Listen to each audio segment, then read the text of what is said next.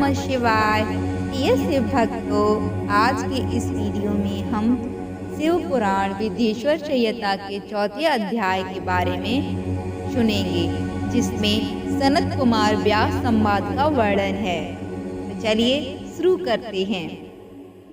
जय भोलेनाथ। सूत जी कहते हैं, हे मुनियों, इस साधन का महात्म्य बताते समय एक प्राचीन वृतांत का वर्णन करूंगा, जिसे आप ध्यान पूर्वक सुने। बहुत समय पहले की बात है।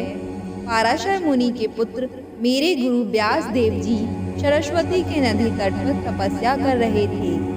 एक दिन सूर्य के समान तेजस्वी विमान से यात्रा करते हुए भगवान सनत कुमार वहां आ पहुंचे। मेरे गुरु ध्यान में मग्न थे।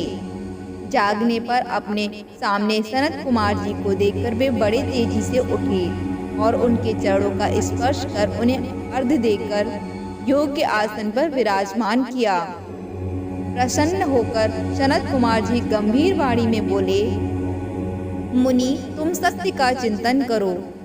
सत्य तत्व का चिंतन ही श्रेय प्राप्ति का मार्ग है। इसी से कल्याण का मार्ग प्रशस्त होता है। यही कल्याणकारी है। यह जब जीवन में आ जाता है तो सब सुंदर हो जाता है। सत्य का अर्थ है सदैव रहने वाला। इस काल का कोई प्रभाव नहीं पड़ता। यह सदा एक समान रहता है। सनत कुमार जी ने महर्षि व्यास को आगे समझाते हुए कहा, हे महर्षि, सत्य पदार्थ भगवान शिव ही हैं। भगवान शंकर का श्रवण, कीर्तन और मनन ही उन्हें प्राप्त करने के लिए सर्वश्रेष्ठ साधन है। पूर्व काल में मैं दूसरे अनेक साधनों के भ्रम में पड़ा घूमता हुआ तपस्या करने मंदराचल पर जा पहुंचा।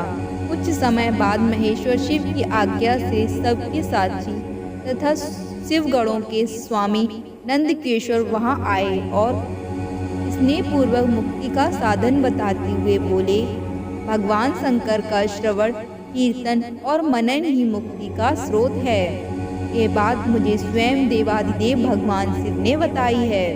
अतः तुम इन्हीं साधनों का अनुष्ठान करो। व्यास जी से ऐसा कहकर अनुगामियों सहित सनत कुमार ब्रह्मधाम को चले गए। इस प्रकार इस उत्तम वृतांत का संक्षेप में मैंने वर्णन किया है। ऋषि बोले, सूत जी, आपने श्रवण और कीर्तन और मनन को मुक्ति का उपाय बताया है, किंतु जो मनुष्य इन साधनों में असमर्थ, वह मनुष्य कैसे मुक्त हो सकता है? इस कर्म के द्वारा बिना यत्न के ही मोक्ष मिल सकता है। हर हर महादेव।